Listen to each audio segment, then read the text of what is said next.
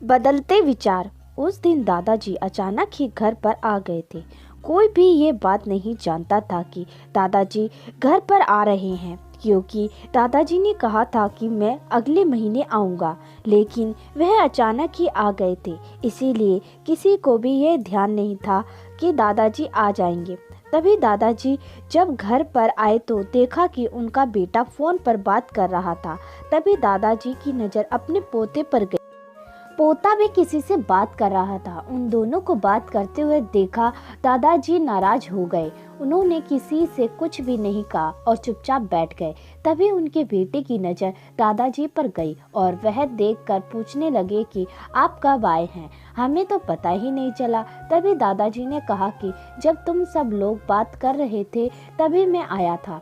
तुम सभी लोग मोबाइल फ़ोन में हमेशा लगे रहते हो, तुम्हें यह भी ध्यान नहीं रहता कि मैं कब आया हूँ। जब से फ़ोन आया है तब से सभी की ज़िंदगी में बहुत ज़्यादा बदलाव आ गए हैं। कोई किसी को भी याद नहीं करता और ना ही किसी के पास मिलने का समय है। बस फ़ोन घुमा दिया और बात हो गई। अब उनके बेटे को लग रहा था कि पिताजी शायद नाराज़ हो गए। तभी वह अंदर गए और उनके लिए पानी की व्यवस्था की। वह दिन गर्मियों के थे। फ़ोन सभी के पास नहीं हुआ करते थे। मोबाइल जब आए तब ही की यह बात है। दादाजी ने पानी पिया और पानी पी कर बैठ गए। अभी उनके पास आया हूँ। दादाजी ने पूछा कि तुम भी अब बड़े हो गए हो और हमेशा फ़ोन पर लगे रहते हो। फ़ोन में ऐसा क्या है जो तुम हमेशा बात करते रहते हो? पोता बोला कि यह आप नहीं जानते, फ़ोन से हम बहुत कुछ कर सकते हैं, दूसरों से बात कर सकते हैं और कभी कभी जब हमारा होमवर्क छूट जाता है तब हम फ़ोन से भी पूछ ले हैं। मोबाइल फ़ोन बहुत ही ज़रूरी हो गया है, यह सब के पास है और हम कुछ ही सेकंडों में बात कर सकते हैं। तभी दादाजी ने समझाया कि फ़ोन आ जाने से कुछ नहीं होता, उसके आने से रिश्ते थोड़ी फीके पड़ गए हैं, क्योंकि पहले लोग मिलने आया करते थे और आज फ़ोन पर ही हालचाल पूछ लेते हैं। किसी के भी पास मिलने का समय नहीं है। शायद दादाजी को फ़ोन से बात करना पसंद नहीं था, क्योंकि वह यह समझते थे कि फ़ोन के आने से हमेशा दूरियां बढ़ी हैं। सुबह हुई, सभी के लिए नाश्ता बनने लगा और दादाजी भी नाश्ता कर रहे थे। तभी उनका बेटा आया और कहने लगा कि मुझे शाम की गाड़ी से बाहर जाना है, मुझे आने में 2 दिन लगेंगे और 2 दिन बाद मैं आ जाऊंगा।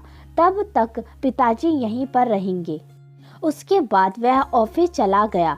जब शाम को आया तभी उन्होंने कहा कि मेरा सामान जल्दी से पैक कर दो। उसके बाद उसका सामान पैक कर दिया गया और खाने की भी तैयारी की, क्योंकि शाम को उन्हें निकलना था और रात 9 बजे की गाड़ी थी। वह 9 बजे गाड़ी से उन्हें बाहर जाना था। दादाजी बैठे अखबार पढ़ रहे थे और पूछ रहे थे कि यहाँ पर क्या क्या काम होगा। तभी उनके बेटे ने बताया कि वहाँ पर मुझे कंपनी के काम से जाना है और उसी काम को करके मैं 2 दिन में वापस आऊँगा। तब तक आप यहाँ पर आराम से रहिए और सबका ध्यान रखिए। अपना सारा सामान लेकर जल्दी ही स्टेशन की ओर निकल गए और उन्हें यह भी याद नहीं था कि उनका मोबाइल वहीं पर छूट गया है। वह अपना मोबाइल नहीं ले पाए थे और ऐसे ही निकल गए थे। जल्दबाजी में ऐसा हो गया था, इसीलिए मोबाइल नहीं उठा पाए थे। और जब 2 घंटे बीत चुके थे और उसके बाद उनकी गाड़ी स्टेशन पर आ गई थी, वह अपनी गाड़ी में बैठे और सफ़र के लिए निकल गए और सभी घरवाले रात होने की वजह से सो गए। जब सुबह हुई तो घर वालों ने सोचा कि उनसे बात कर ली जाए, क्योंकि हमें ये पूछना चाहिए कि वह कहाँ तक पहुँचे थे। जब फ़ोन मिला रहे थे, फ़ोन की घंटी घर पर ही बज रही थी। दादाजी वहाँ से कह रहे थे कि उसे कुछ भी याद नहीं रहता, अपना सामान भी ठीक तरह से नहीं रख सकता और मोबाइल को भी वह यहीं पर छोड़ गया। अब उसकी खैरियत के बारे में हमें कैसे पता चलेगा? सभी लोग पूरी तरह से घबरा गए थे।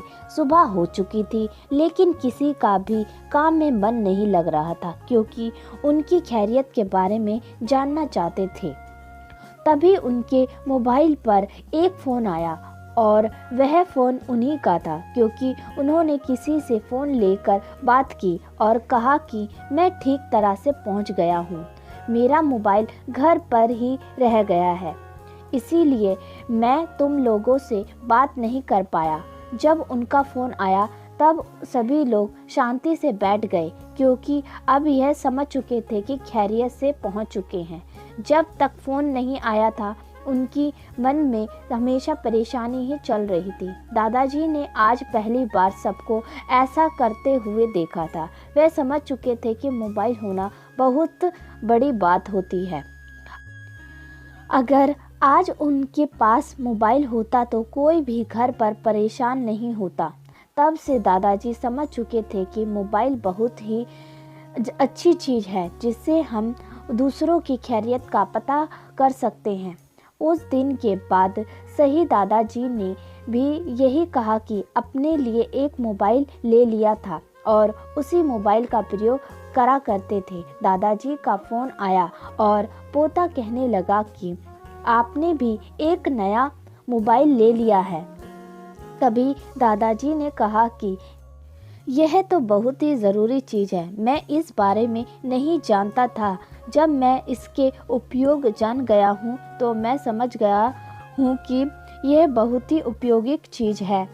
दोस्तों, आपको हमारी ये छोटी सी कहानी कैसी लगी प्लीज़ कमेंट कर ज़रूर बताएं और आपका बहुत बहुत धन्यवाद हमारी पूरी कहानी सुनने के लिए। फिर मिलते हैं आपको नई कहानी के साथ, तब तक के लिए राधे राधे।